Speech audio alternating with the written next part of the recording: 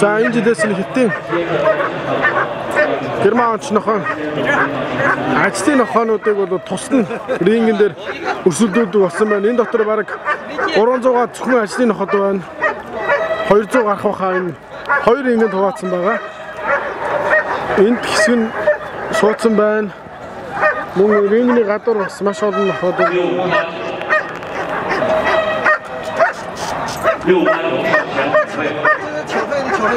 Рингний гадна болохоор маш олон ноход байгаа.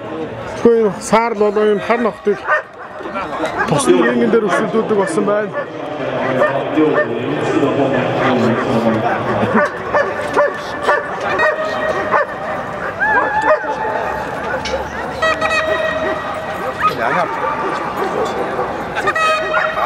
接着再出发，接着再出发，接着。